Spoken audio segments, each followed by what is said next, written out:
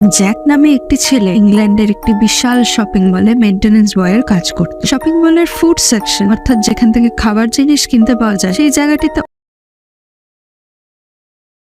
অনেকগুলি ফ্রিজ থাকার কারণে এই জায়গাটি ছিল খুবই সংকীর্ণ। একদিন জ্যাক সেই জায়গাটা পরিষ্কার করতে যায়। জায়গাটা সংকীর্ণ হওয়ার কারণে সে একটি ফ্রিজে আটকে পড়ে। জ্যাক বাঁচার জন্য অনেক চিৎকার করে, কিন্তু তার চিৎকার কেউ শোনে না। এরকম ভাবে বেশ কিছুদিন কেটে যায়। সে সেখানেই আটকে গিয়ে মারা যায়। এরপরে সেই জায়গা থেকে দুর্গন্ধ আসতে থাকে এবং পরবর্তী সময়ে যখন সেই জায়গায় শনাক্ত করা হয় এবং দেখা যায় যে সেখানে একটি মৃতদেহ পড়ে রয়েছে এবং শনাক্ত করার পর জানা যায় সেটি সেখানেই কর্মরত ব্যক্তি জ্যাক, যে এসে কিছুদিন ধরে নিখোঁজ ছিল। এই ঘটনার বেশ কিছুদিন পরে হঠাৎই শপিং মলের সেই ফুড সেকশনে একটি ভয়াবহ দুর্ঘটনা ঘটে, অর্থাৎ যেখানে আগুন লেগে সমস্ত শপিং মলের যাবতীয় জিনিসপত্র নষ্ট হয়েছে এবং প্রচুর মানুষের প্রাণহানি হলে পরবর্তী সময় শপিং মলটি বন্ধ করে দেওয়া হয়। শুনতে থাকুন ও সাবস্ক্রাইব করুন অডিওজেক্স।